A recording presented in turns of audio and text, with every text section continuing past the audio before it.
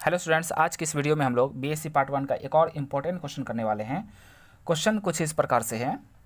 Prove that in an equation with real coefficients imaginary roots occur in conjugate pair. Question आपसे ये कह रहा है कि अगर कोई इक्वेशन है जिसका कोफिशिएंट रियल नंबर हो, यानी कि वेरिएबल का कोफिशिएंट रियल नंबर हो और साथ में उसका रूट इमेजिनरी नंबर आता हो, तब उसका एक और रूट होता है जो कि उसके कंजुगेट के बराबर होता है। यानी कि अगर एक root alpha plus i beta है तो उसका दूसरा root alpha minus i beta होगा। इसी चीज़ को हमको इस क्वेश्चन में प्रूफ करना है। तो आइए इसको प्रूफ करते हैं हम लोग। सबसे पहले हम लोग लेट कर लेते हैं।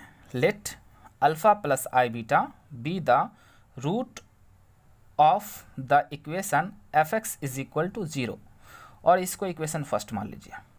हमने यह माना कि अल्फ़ा प्लस आई बीटा जो कि एक इमेजिनरी रूट है वो इस इक्वेशन का रूट है। ठीक है, तो अगर इस इक्वेशन का रूट है तो इसको सेटिस्फाई करेगा। मतलब कि इस इक्वेशन में जहाँ पर x है वहाँ पर अल्फ़ा प्लस आई बीटा को रखेंगे तो वो 0 के बराबर हो जाएगा। तो इसमें fx में हमने x के स्थान पे अल्फ़ा प्लस आई बीटा रखा तो ये हो गया 0 के बराबर। ठीक है, इक्वेशन इसको सेकेंड मान लीजिए। अब हमें प्रूफ करना है। Now we have to prove that alpha minus i beta is also root of the equation first. अब हमें ये प्रूफ करना है कि अल्फ़ा माइनस आई बीटा जो होगा, यानी इसका कंजुगेट जो होगा, कंजुगेट निकालने के लिए क्या करते हैं, अगर 2 प्लस 3i है तो उसका कंजुगेट क्या होगा 2 माइनस 3i। मतलब कि इमेजिनरी पार्ट का साइन चेंज कर देते हैं। ठीक है ना।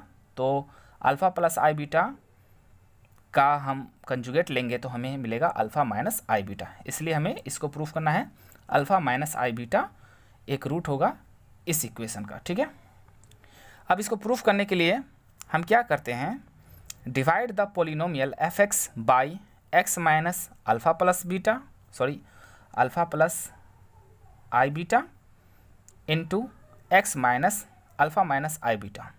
अब इसको समझिए, हमें दिया हुआ है कि अल्फ़ा प्लस आई बीटा इसका रूट है, तो हम कह सकते हैं कि x minus alpha plus i beta उसका फैक्टर होगा। आपने क्लास 9th में फैक्टर थ्योरम पढ़ा होगा कि अगर x is equal to alpha, अगर रूट है किसी पोलिनोमियल का तो x माइनस अल्फ़ा उस पोलिनोमियल का फैक्टर होता है।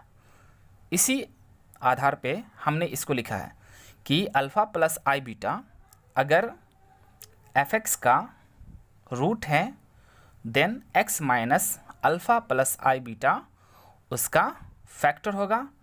सिमिलरली हमने ये मान के चला है कि फ़िलहाल अल्फ़ा माइनस आई बीटा भी इसका रूट है, तो इस आधार पे x minus alpha minus i beta उसका फैक्टर हो जाएगा। ठीक है, अब एक और बात समझिए कि अगर देखिए 8 का फैक्टर 2 भी है और 4 भी है, अगर हम इसको प्रोडक्ट करें तो हमें क्या मिलेगा 8। 8 का फैक्टर है, ये इसको पूरा पूरा डिवाइड कर लेता है, फैक्टर का ये मतलब होता है ना। तो उसका अगर 2 भी फैक्टर है और 4 भी फैक्टर है तो इसका प्रोडक्ट भी इसका एक फैक्टर आ रहा है। इसी आधार पे हमने लिखा है कि x minus alpha plus i beta एक फैक्टर है और x minus alpha minus i beta एक फैक्टर है, तो उसका प्रोडक्ट भी फैक्टर होगा। ठीक है, अगर ये इसका फैक्टर होगा तो हम पोलिनोमियल को डिवाइड करते हैं तो उसके केस में रिमाइंडर हमारे पास 0 आना चाहिए। तो इसी आधार पे हम आगे बढ़ेंगे। अब क्या करते हैं, डिवीज़न एल्गोरिदम का इस्तेमाल करते हैं हम लोग। हम क्या करते हैं कि इस पोलिनोमियल को जब हमने इससे डिवाइड किया तो कोशिएंट मान लेते हैं कि q है और remainder r x plus r dash है। तो हम डिवीज़न एल्गोरिदम से क्या लिख सकते हैं, f x is equal to x minus alpha plus i beta into x minus alpha minus i beta into quotient plus remainder. q जो है कोशिएंट है और r x plus r dash remainder है। डिवीज़न एल्गोरिथम आपको पता होगा, dividend is equal to divisor into quotient plus remainder होता है। उसी फार्मूले पे इसमें हमने लिख लिया है। हमने क्या किया, इस पॉलिनोमियल से इस पॉलिनोमियल में डिवाइड किया है, तो ये हो गया डिवीज़र, ये हो गया डिविडेंड, ठीक है ना। और डिवाइड करने पर हमने मान लिया है कि कोशिएंट हमें क्यू मिला है और remainder r x plus r dash मिला है, ठीक है।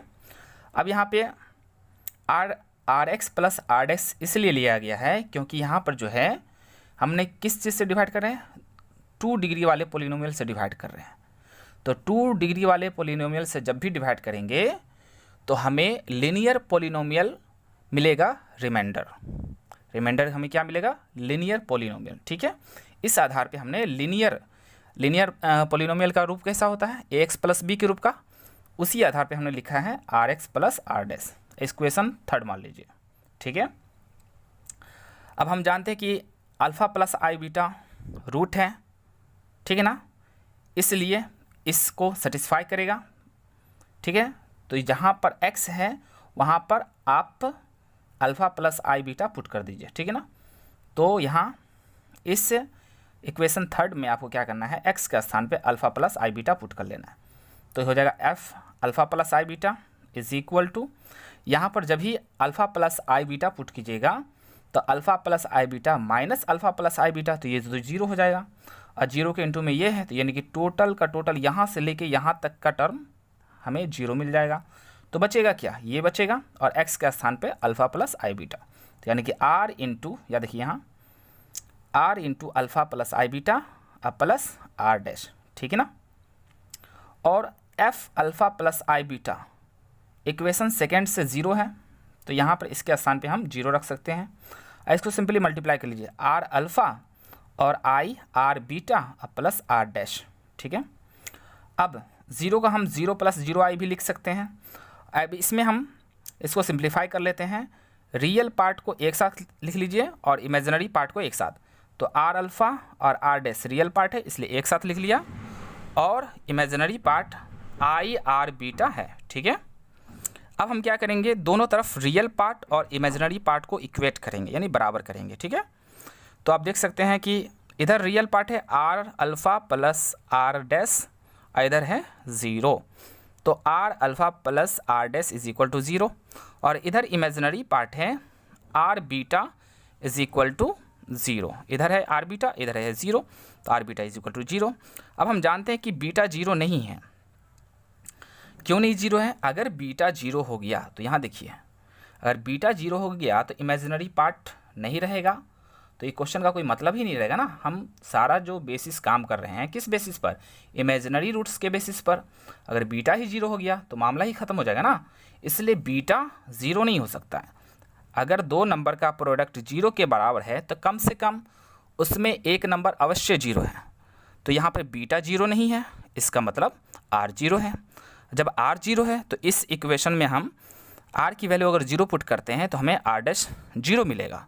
अब हम रिमाइंडर निकालते हैं, तो रिमाइंडर हमारे पास क्या था, r x plus r dash, तो r भी 0 है, r डैश भी 0 है, r भी 0 है और r डैश भी 0 है, तो इस आधार पे रिमाइंडर क्या मिल गया, 0। तो इससे ये प्रूफ हो जाता है कि अल्फ़ा माइनस आई बीटा भी इस इक्वेशन का 0 है। अगर 0 नहीं होता, अगर रूट नहीं होता तो यहाँ पर रिमाइंडर 0 नहीं होता। कोई भी फैक्टर तभी होता है, gx px का फैक्टर तभी होगा जब हम gx से px में डिवाइड करें तो रिमाइंडर 0 हो। Thank you very much.